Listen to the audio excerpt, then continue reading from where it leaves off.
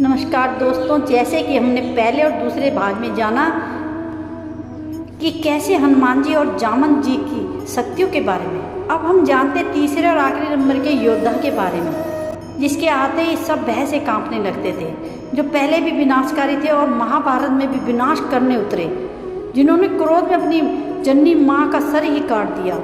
हम बात करें अत्यंत क्रोधी भगवान परशुराम जी के बारे में, जिनके क्रोध से पूरी सृष्टि कंपन करने लगती है, जो कि भगवान शिव के इतने बड़े भक्त थे कि उनके धनुष टूटते ही उन्होंने स्वयं भगवान विष्णु अवतार राम जी को भी युद्ध के लिए ललकारा था, जिनकी विद्या के कारण साधारण शिक्षकों को भी भयानक शिष्य बना दिया था, जिन्होंने त्रेता युग में भयानक विध्वंस मचा दिया था, जिसके कारण बजरंगबली ने उनका क्रोध शांत करवाया था।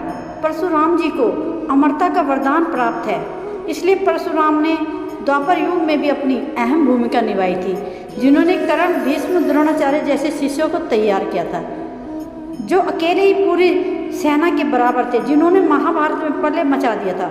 एक बार को तो भगवान श्री कृष्ण ने भी भीष्म के कारण अपना प्रण तोड़ दिया था।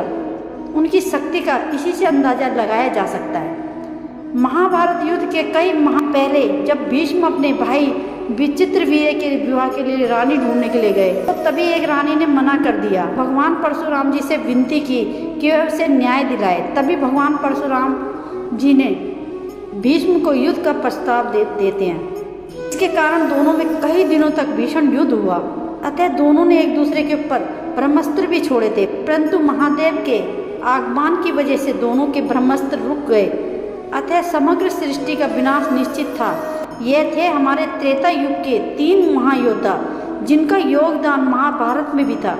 ऐसे और फैक्ट जानने के लिए हमारे चैनल को सब्सक्राइब करें और बेल आइकन को दबाना न भूलें। थैंक यू सो मच दोस्तों।